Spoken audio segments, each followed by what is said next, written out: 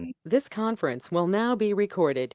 Commissioner Johnson and Commissioner Brody will just be joining as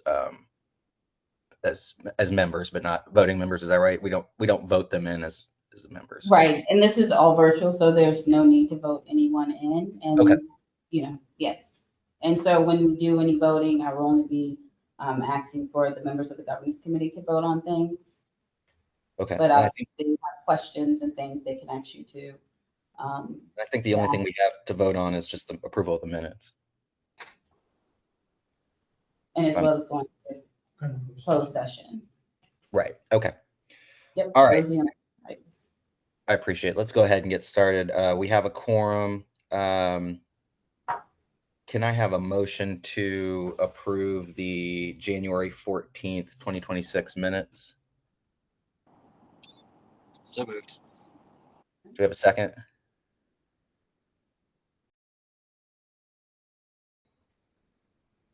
Can I second as chair? I think you can. It's a small committee. I think you can. Okay. I'll second that motion.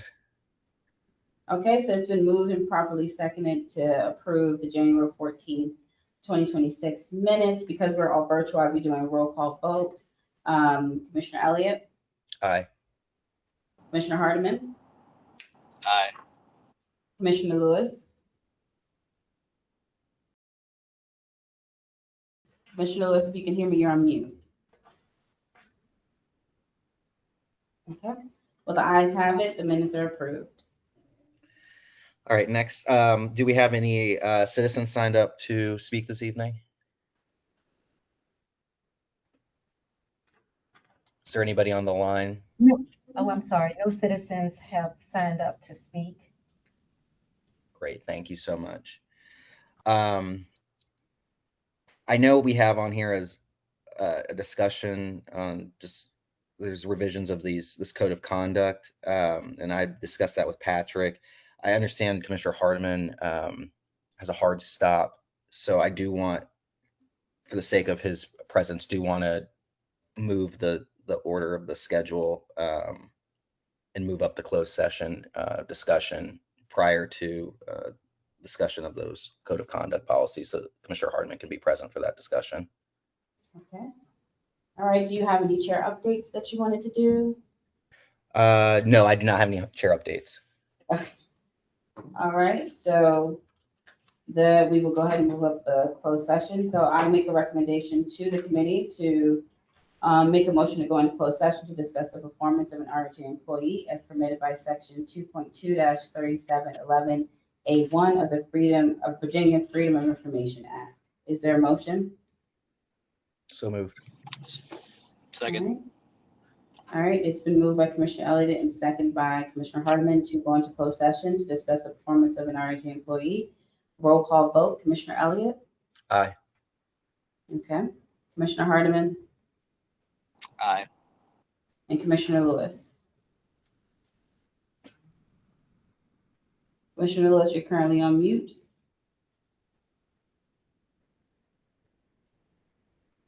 All right.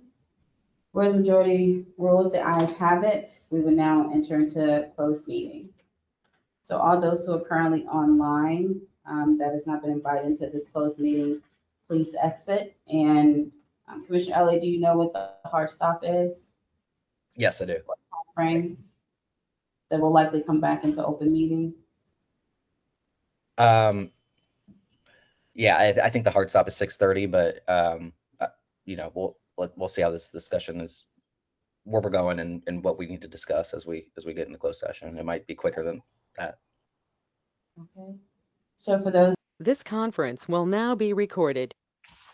Okay. We are now back into open session. So I will read the certification. Whereas the Governance Committee, the Committee of the Board of Commissioners of Richmond Development and Housing Authority, convened a closed meeting on this date pursuant to an affirmative recorded vote and in accordance with provisions of the Virginia Freedom of Information Act, whereas section 2.2-3712D of the Code of Virginia of 1950 as amended requires certification by this committee that such closed meeting was conducted in conformity with Virginia law.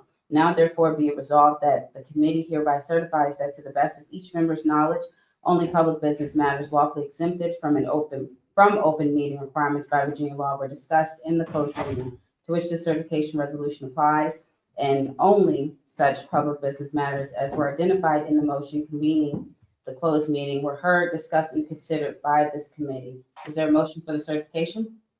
So moved. Second. All right. And so now we would do the vote of the committee members. Commissioner Elliott, Aye.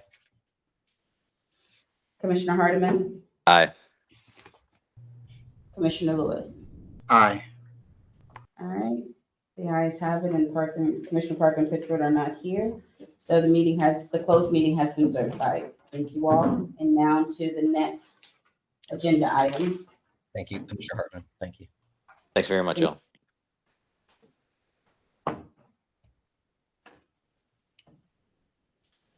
All right, Patrick, you're up.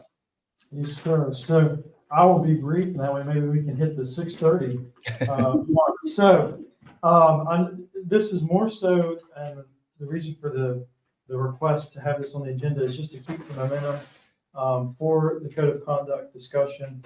So based on the feedback from all of the commissioners, I know we've had kind of 2 meetings on this now. I just wanted to highlight some changes to the major areas of concern that were raised, particularly around, if anyone has the code of conduct up, around 3 and 10. 3 was the role of the chair, and kind of the question around or concerns around First Amendment restrictions based on the statement that, commissioners couldn't have basically any external communications regarding the board.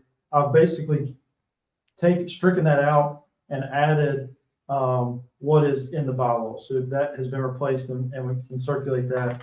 And then the next one, number 10, is just the concern about if the commissioner is unable to comply with the code of conduct, he or she shall immediately submit a resignation to the chair.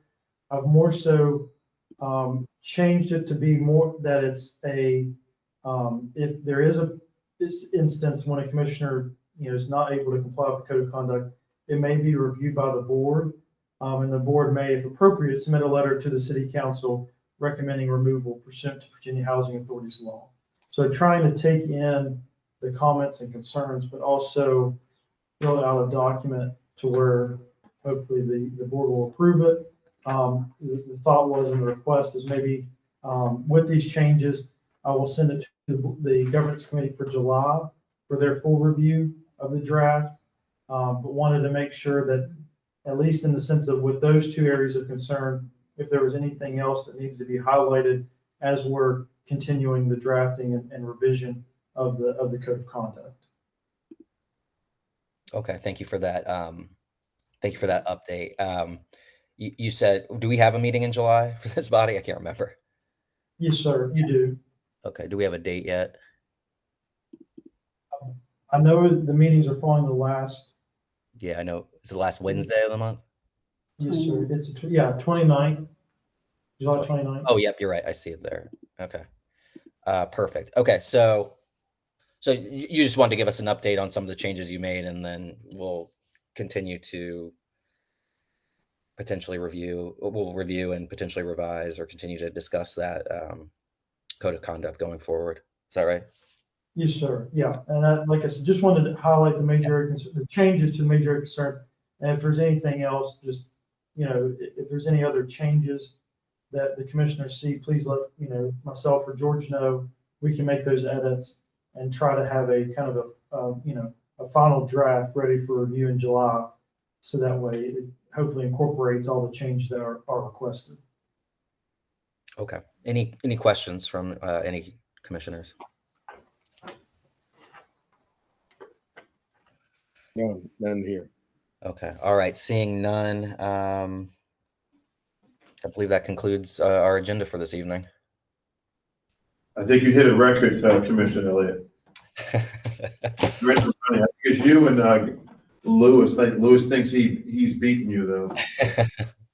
We were in an hour. That's pretty good. So I appreciate everyone joining us this evening, and appreciate Ms. Webb, Patrick, Ms. Nesmith, everybody, all the staff for your fulsome presentation and having what we need ready to go for this evening. So look forward to seeing you all at the next, well, I'll see you Saturday actually at the retreat, and everybody have a good evening. Thank you. Good night. Meeting's Bye-bye. Thanks everyone.